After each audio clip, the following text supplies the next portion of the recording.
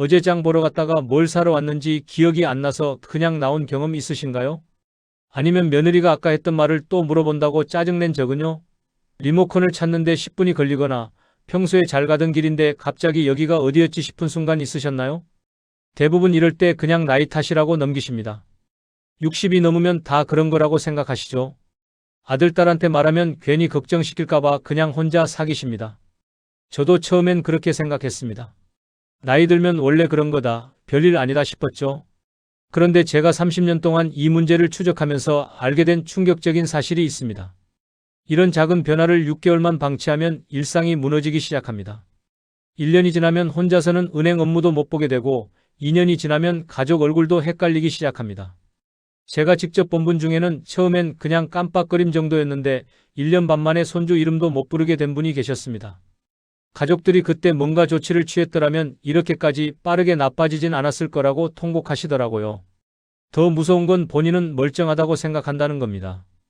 기억력은 아직 괜찮은 것 같은데 왜 자꾸 사람들이 나한테 이상하다고 하는지 모르겠다는 거예요. 배우자가 요즘 당신 이상하다고 말하면 화부터 냅니다. 나 멀쩡한데 왜 이러냐고요.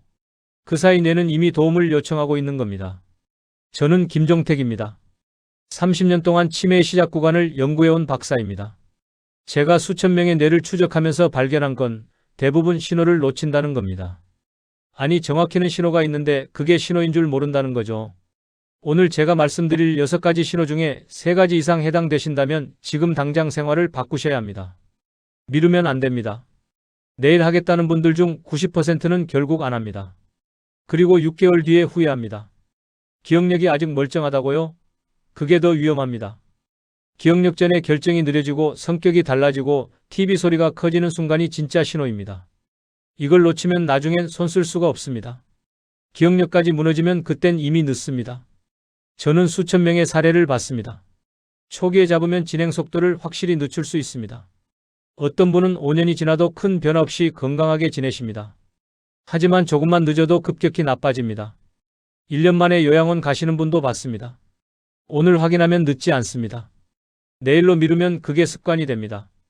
다음 주에 하겠다는 분은 결국 다음 달에도 안 합니다. 요즘 며느리가 말을 2번씩 한다고 짜증내신 적 있으신가요? 아니면 자녀가 요즘 아버지 성격이 왜 이렇게 까칠해졌냐고 물어본 적은요? 그게 바로 신호입니다. 댓글로 솔직하게 나눠주세요. 제가 만난 분 중에 가장 가슴 아팠던 건 본인은 아무렇지 않은데 가족들이 자꾸 이상하다고 하는 경우였습니다.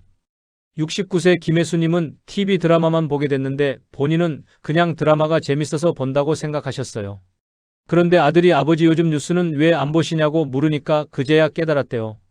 예전에는 저녁 9시 뉴스를 빠짐없이 보시고 시사 프로그램까지 챙겨보셨거든요. 정치 이야기도 하시고 경제 뉴스에도 관심이 많으셨는데 말이죠. 지금은 뉴스 채널만 틀면 내용이 복잡해서 머리가 아프고 답답해서 드라마만 보게 된다는 거예요. 본인도 왜 그런지 모르겠다고 하셨습니다. 더 무서운 건 장 보러 가면 물건 앞에서 한참을 서 있게 된다는 겁니다. 사과를 살까 배를 살까 고민하다가 시간이 너무 오래 걸려서 그냥 아무것도 안 사고 나온다는 거예요. 머릿속으로는 사과 사야지 하는데 손이 안 움직인대요. 주변 사람들 눈치도 보이고 뭔가 내가 이상해진 것 같아서 창피하다는 겁니다. 이게 일주일에 서너 번씩 반복되니까 장 보러 가는 게 무섭다고 하셨습니다. 결국 배우자한테 장 보러 가달라고 하게 됐는데 그것도 미안하고 자존심 상한다고 하시더라고요. 제 지인 중에는 길을 걷다가 여기가 어디였지 싶은 순간이 온 분도 계셨어요. 30년을 다닌 시장 가는 길인데 갑자기 방향이 헷갈리는 거예요. 직진해야 하나 왼쪽으로 가야 하나 한참을 서서 생각했대요. 결국 전화해서 아들한테 데리러 와달라고 했는데 너무 창피하고 무섭더래요. 아들이 괜찮다고 위로해줬지만 속으로는 나한테 무슨 일이 일어나고 있는 건지 알 수가 없어서 밤에 잠도 못 잤다고 하셨습니다. 또 어떤 분은 며느리한테 아침에 뭐 먹을 거냐고 물어봤는데 며느리가 아까 말씀드렸잖아요. 국 끓여 놓았다고요 라고 하더래요. 본인은 전혀 기억이 안 나는 거예요. 며느리 표정이 짜증 섞여 있는 게 보여서 가슴이 철렁 내려앉았다고 하셨습니다. 나도 모르게 가족한테 부담이 되고 있구나 싶어서 우울해지더래요. 그 뒤로는 가족들 눈치가 보여서 말을 아예 줄이게 됐대요. 혹시 또 같은 말을 반복할까 봐요. 이런 일들이 하루에도 몇 번씩 반복되는데 주변 사람들은 그냥 나이 들어서 그렇다고만 하니까 답답한 거예요. 정말 나이 탓일까요? 아니면 뭔가 심각한 문제가 시작되고 있는 걸까요? 병원 가기는 무섭고 가족한테 말하기는 창피하고 그렇게 혼자 속으로 끙끙 앓다가 시간만 흘러가는 겁니다. 저는 김종택입니다. 30년 동안 이런 분들을 수천 명 만나면서 알게 됐습니다. 기억력보다 행동과 감정과 판단의 변화가 먼저 옵니다. 그리고 이 신호를 제대로 알고 생활을 바꾸면 진행 속도를 확실히 늦출 수 있습니다. 제가 본 분들 중에는 초기에 발견해서 생활 습관만 바꿨는데 5년이 지나도 건강하게 사시는 분들이 많습니다. 오늘 이 영상은 여러분의 뇌 건강관리 방식을 완전히 바꿀 수 있는 중요한 지혜를 담고 있습니다. 끝까지 보지 않으시면 가장 중요한 6가지 신호를 놓치게 됩니다. 그러면 지금도 진행되고 있을 수 있는 변화를 막을 골든타임을 날리는 겁니다. 6개월만 늦어도 돌이킬 수 없을 만큼 나빠질 수 있습니다. 특히 마지막에 말씀드릴 한 가지 습관만 바꿔도 결정 속도가 빨라지고 길을 헷갈리는 일이 줄어듭니다. 이걸 모르시면 지금까지의 모든 노력이 의미 없어질 수 있어요. 정말 간단한 방법인데 이것만 해도 뇌가 다시 깨어납니다. 혹시 아직 구독과 좋아요를 누르지 않으셨다면 지금 바로 눌러주세요. 이 채널은 여러분의 건강한 노년을 응원합니다. 이런 중요한 정보를 더 많은 분들이 알 수 있도록 구독과 좋아요로 응원해주세요. 여러분의 작은 클릭 하나가 누군가의 뇌를 살릴 수 있습니다. 왜 지금 당장 여러분의 작은 습관을 바꿔야 하는지 끝까지 보시면 분명하게 깨닫게 되실 겁니다. 미루지 마세요. 오늘 시작하면 충분히 막을 수 있습니다. 여러분의 생활 리듬을 바꾸는 작은 실천만으로도 뇌는 다시 깨어납니다. 그래서 이제는 우리 일상에서 치매와 직접 연결되는 6가지 신호를 하나씩 정확하게 짚어보겠습니다. 혹시 나도 모르게 이런 변화가 시작됐는지 꼭 확인해 보세요. 하나라도 해당되면 바로 대응하셔야 합니다. 기억력보다 먼저 오는 시작 신호 6가지. 여러분, 일을 시작하려고 하는데 자꾸 망설여지고 결정을 계속 미루게 되는 경험 있으신가요? 이게 바로 첫 번째로 주목해야 할 신호입니다. 뭔가를 처리해야 하는데 시작 자체가 늦어지고 선택의 순간마다 머뭇거리게 되는 거죠. 세계보건기구와 우리나라 보건당국에서 정리한 자료를 보면요. 이런 주관적 인지 저하 단계의 대표적인 신호로 집중력 저하와 결정 지연이 반복적으로 보고되고 있습니다. 단순히 피곤해서가 아니라 뇌의 실행 기능이 조금씩 약해지면서 나타나는 현상인 거예요. 제가 만났던 68세 박영수님은 장을 보러 가면 목록을 들고 가는데도 물건 앞에서 선택을 못하고 시간을 2배로 쓰게 됐다고 하셨어요. 사과를 살까 배를 살까 고민하다가 결국 아무것도 안 사고 나오는 일이 반복됐다는 겁니다. 본인도 답답하다고 느끼셨지만 그냥 나이 탓인 줄만 알았대요. 이럴 때는 선택지를 줄이는 게 도움이 됩니다. 장보기 목록을 3개로 나눠서 오늘은 이것만 산다고 정하고 한 번에 하나씩만 고르는 거죠. 작은 성공 경험이 쌓이면 뇌도 다시 결정하는 법을 배우게 됩니다. 다만 여기서 주의하실 점은 피곤하거나 스트레스를 많이 받을 때도 비슷한 현상이 나타날 수 있다는 겁니다. 그래서 단순히 하루 이틀이 아니라 반복성에 주목해야 해요.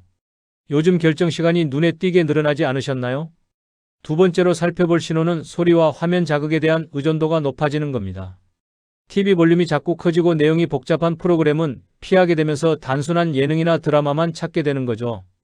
국립보건연구원에서 검토한 자료를 보면 청각과 자극에 의존하는 현상이 단순히 귀가 안 좋아져서가 아니라 이해 처리에 부담을 느끼면서 나타나는 보상 행동일 수 있다고 제시하고 있습니다.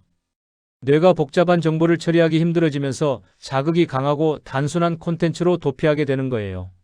72세 최미라님은 예전에는 시사 토론도 즐겨보셨는데 어느 순간부터 예능만 보게 됐다고 하셨습니다. 내용이 조금만 복잡해도 바로 채널을 돌리게 된다는 거예요. 그리고 볼륨도 가족들이 시끄럽다고 할 정도로 높여야 편하다고 느끼셨대요. 이럴 때는 자막이 있는 프로그램으로 시작해서 10분씩 조금씩 시청 시간을 늘려가는 게 좋습니다. 시각 정보와 청각 정보를 함께 받으면 이해 부담이 줄어들면서 뇌가 다시 적응할 기회를 얻게 되거든요. 다만 갑작스러운 청력 문제와는 구분이 필요합니다. 볼륨만 높아진 게 아니라 내용 선택에서도 변화가 있는지 함께 살펴봐야 해요. 여러분은 지금 TV 볼륨 표시가 예전보다 몇 칸이나 올라가 있나요? 세 번째 신호는 익숙한 길인데도 걷는 속도가 느려지는 겁니다. 방향은 알고 있어요. 길도 완전히 익숙한 곳이고요. 그런데 걷는 리듬이 자꾸 끊기고 멈칫거리는 순간이 늘어나는 거죠. 해외 복권 학회에서 발표된 여러 연구 보고서를 보면 보행속도 저하와 인지 기능 저하의 연관성이 반복적으로 확인되고 있습니다. 걷기는 단순한 신체 활동이 아니라 뇌가 균형과 방향과 속도를 동시에 조절하는 복합 과정이거든요. 인지 기능이 조금씩 약해지면 이 조절 능력도 함께 떨어지는 겁니다. 75세 이성호님은 집에서 시장까지 예전에는 10분이면 갔는데 어느 날부터 18분이 걸리기 시작했다고 하셨어요. 다리가 아픈 것도 아니고 숨이 찬 것도 아닌데 자꾸 걸음이 느려지고 중간중간 멈칫하게 된다는 거예요. 본인도 이상하다고 느끼셨지만 나이 들면 다 그런가 보다 하고 넘겼대요. 이럴 때는 동일한 구간을 걷는 시간을 기록해 보시는 게 좋습니다. 일주일 단위로 비교해보면 변화가 명확히 보이거든요. 그리고 관절 통증이나 다른 신체 문제와는 구분해야 해요. 아프지 않은데 리듬이 깨진다면 인지 기능을 의심해 봐야 하는 겁니다. 최근 한 달 사이에 평소에 다니던 길을 걷는 시간이 눈에 띄게 늘어나지 않으셨나요? 네 번째로 주목할 신호는 성격 변화와 감정 폭발입니다. 사소한 일에 화가 갑자기 커지거나 반대로 아무것도 관심 없어지고 무감동해지는 거죠. 뇌의 전두 영역 기능이 변화하면서 감정 조절 능력이 떨어지는 건데요. 이게 초기 신호로 자주 보고되고 있습니다. 평생 온화했던 분이 갑자기 예민해지거나 활발했던 분이 갑자기 무기력해지는 변화가 나타나는 거예요. 70세 김하늘님은 가족 식사 자리에서 이유 없이 갑자기 말없이 자리를 뜨는 일이 반복됐다고 합니다. 가족들이 무슨 일이냐고 물어도 본인도 왜 그랬는지 모르겠다고 하시더래요. 그냥 갑자기 불편하고 짜증이 나서 나왔다는 거예요. 예전에는 절대 그러지 않던 분이었는데 말이죠. 이럴 때는 감정의 강도를 0부터 10까지 숫자로 말해보게 하는 게 도움이 됩니다. 지금 내 기분이 몇 점인지 숫자로 표현하면 뇌가 감정을 객관화하면서 조절 능력을 다시 배우게 되거든요. 다만 비난하거나 다그치면 안 됩니다. 그냥 관찰하고 기록하는 게 중요해요. 최근 내가 예전답지 않게 차갑게 굴거나 지나치게 예민해진 적이 있나요? 5번째 신호는 말을 더듬거나 단어 찾기가 어려워지는 겁니다. 분명 뜻은 아는데 그 단어가 입에서 늦게 떠오르는 거죠. 언어 유창성 저하는 주관적 인지 저하 단계에서 흔히 관찰되는 현상입니다. 머릿속에는 분명히 있는데 그걸 끄집어내는 속도가 느려지는 거예요. 그래서 돌려 말하거나 손짓으로 대신하게 되는 겁니다. 69세 오선우님은 물컵이란 말을 하려고 하는데 그 단어가 안 떠올라서 그거 있잖아요. 물 마시는 거라고 손짓으로 설명했다고 하셨어요. 가족들이 물컵 말하는 거냐고 하면 그제야 아 맞아 물컵이라고 하시는 거죠. 이런 일이 하루에도 몇 번씩 반복된다는 겁니다. 이럴 때는 하루에 단어 5개를 정해서 소리 내어 설명하는 연습을 하시면 좋습니다. 예를 들어 사과라는 단어를 설명한다면 빨간색 과일이고 껍질이 있고 달콤하고 이렇게 풀어서 말하는 거죠. 언어 회로를 자극하는 좋은 훈련이 됩니다. 다만 지나치게 긴장한 상황에서도 비슷한 현상이 나타날 수 있으니 상황을 함께 고려해야 해요. 요즘 같은 단어가 자꾸 입에서 맴도는데 정확히 떠오르지 않는 경험 있으신가요? 6번째 마지막 신호는 계산과 돈 관리를 회피하는 겁니다. 자동이체만 설정해두고 현금 정리나 가계부 쓰는 걸 피하게 되는 거죠. 생활 재정 계산 능력 저하는 경도 인지 장애 단계로 넘어가는 위험 신호로 제시되고 있습니다. 숫자를 다루고 계산하고 날짜를 기억하는 건 뇌의 여러 영역이 협력해야 하는 복합 작업이거든요. 이게 약해지면 돈 관리부터 회피하게 되는 겁니다. 73세 문재호님은 공과금 납부 날짜를 자꾸 놓치게 됐다고 하셨어요. 달력에 표시도 해두고 알람도 맞춰뒀는데 그날이 되면 까맣게 잊어버린다는 거예요. 그래서 연체료를 몇 번 내고 나서야 가족에게 도움을 요청했대요. 이럴 때는 가계부를 항목 3개로 단순화하는 게 좋습니다. 필수 지출, 선택 지출, 보류 이 3가지만 나누면 됩니다. 복잡한 금융상품은 반드시 가족과 함께 점검하세요. 최근에 납부일을 자주 놓치거나 계산이 헷갈리지 않으셨나요? 이 6가지 신호가 2-3가지 이상 겹친다면 다음 단계로 넘어가기 전에 생활 개입을 서둘러야 합니다. 지금부터는 무엇을 어떻게 바꿔야 하는지 구체적인 실천 방법으로 이어가겠습니다. 시작 신호를 늦추는 생활 실천법 완전 정리. 먼저 주간 루틴을 고정하는 것부터 시작해보세요. 같은 시간에 일어나고 같은 시간에 걷고 같은 시간에 식사하는 패턴을 만드는 겁니다. 뇌는 예측 가능성을 아주 좋아하거든요. 매일 비슷한 리듬이 반복되면 뇌가 안정감을 찾으면서 기능 회복의 여유를 얻게 됩니다. 처음부터 완벽하게 맞추려고 하지 마세요. 그러면 부담만 커지고 오히려 포기하기 쉬워요. 기상시간, 산책시간, 식사시간 이 3가지만 알람으로 고정해보세요. 일주일만 지켜보면 몸이 그 시간을 기억하기 시작합니다. 제가 만났던 분 중에 매일 아침 7시에 일어나서 7시 반에 산책을 나가고 8시에 아침을 드시는 패턴을 만든 분이 계셨어요. 처음 2주는 알람 없이는 못 일어나셨는데 한 달이 지나니까 알람보다 먼저 눈이 떠지시더래요. 그리고 무엇보다 결정 지연이 줄어들었다고 하셨습니다. 아침에 뭘 할지 고민하지 않아도 되니까 하루 시작이 한결 가벼워진 거죠. 지금 여러분의 생활에 고정된 시간이 몇 개나 있나요? 하나도 없다면 오늘부터 딱 하나만 정해보세요. 두 번째는 단순 과제를 끊어서 하는 연습입니다. 긴 집중보다는 짧은 집중을 여러 번 반복하는 게 훨씬 효과적입니다. 뇌가 시작 버튼을 다시 배우게 되거든요. 과제를 늘리려고 하지 마세요. 대신 시간을 줄이는 겁니다. 퍼즐 5분, 글쓰기 5분, 설거지 5분 이렇게 세 가지를 정해서 하루에 3번 돌리는 거예요. 중요한 건 끝까지 완성하는 게 아니라 시작과 중단을 반복하면서 뇌에 리듬을 심어주는 겁니다. 실제로 이 방법을 적용한 분은 처음에는 5분도 집중하기 힘들었다고 하셨어요. 그런데 3일째부터 5분이 편해지더니 일주일 후에는 10분씩 할 수 있게 됐다고 하시더라고요. 뇌는 반복을 통해 배우는 기관이니까요. 오늘 여러분은 몇 번이나 스스로 뭔가를 시작해 보셨나요? 한 번도 없었다면 지금 당장 5분짜리 과제 하나를 정해보세요. 세 번째는 감정 체온을 낮추는 연습입니다. 화가 치밀거나 짜증이 날 때 그 감정의 강도를 말로 표현하는 거예요. 지금 내 감정이 0부터 10까지 중에 몇 점인지 숫자로 말하는 순간 뇌의 전두 영역이 개입하면서 감정 조절 능력이 다시 활성화됩니다. 대화는 짧고 구체적으로 하세요. 지금 기분이 어떠냐고 물으면 그냥 나쁘다고만 하지 마시고 7점이에요라고 숫자로 대답하는 겁니다. 그리고 깊은 숨을 5번 쉬세요. 호흡이 느려지면 감정도 따라서 가라앉습니다. 어느 분은 이 방법으로 가족과의 갈등이 많이 줄었다고 하셨어요. 예전에는 화가 나면 그냥 폭발했는데 숫자로 말하기 시작하면서 본인도 감정을 객관적으로 보게 됐다는 거예요. 아, 내가 지금 8점이구나 하고 인식하는 순간 이미 절반은 가라앉는다고 하시더라고요. 최근에 화가 치밀었을 때 그 감정을 숫자로 표현해 본 적 있으신가요? 네 번째는 보행 속도를 회복하는 훈련입니다. 일정한 박자에 맞춰 걷는 리듬 훈련이 큰 도움이 됩니다. 뇌가 속도와 리듬을 다시 조절하는 법을 배우게 되거든요. 무리하게 거리를 늘리려고 하지 마세요. 그건 금물입니다. 대신 메트로놈 앱 같은 걸 쓰거나 아니면 그냥 발로 하나 둘 셋 33박자를 세면서 10분만 걸어보세요. 중요한 건 속도가 아니라 일정한 리듬입니다. 실제로 이 훈련을 한 달 하신 분은 시장까지 가는 시간이 다시 줄어들기 시작했다고 하셨어요. 처음에는 리듬 맞추는 게 어색했는데 일주일 지나니까 몸이 기억하더래요. 그리고 무엇보다 걸으면서 자꾸 멈칫하던 게 사라졌다고 하셨습니다. 어제보다 오늘 걸음의 리듬이 더 일정했나요? 내일은 33박자로 걸어보세요. 다섯 번째는 소리와 화면을 줄이는 다이어트입니다. TV 볼륨과 자극을 조금씩 낮추면 뇌가 이에 기능을 재가동할 여유를 찾게 됩니다. 갑작스럽게 무소음으로 만들면 오히려 불안해집니다. 그러니까 하루에 볼륨 한 칸씩만 낮춰보세요. 그리고 자막이 있는 콘텐츠로 10분씩 시청 시간을 늘려가는 겁니다. 시각 정보와 청각 정보를 함께 받으면 이해 부담이 줄어들거든요. 어떤 분은 처음에는 자막 보는 게 귀찮았는데 2주 정도 지나니까 오히려 자막이 있어야 편하다고 느끼게 됐대요. 그리고 예전에 피하던 시사 프로그램도 다시 볼 수 있게 됐다고 하셨습니다. 오늘 TV 볼륨 표시가 몇 칸이었는지 기억하시나요? 내일은 한 칸만 낮춰보세요.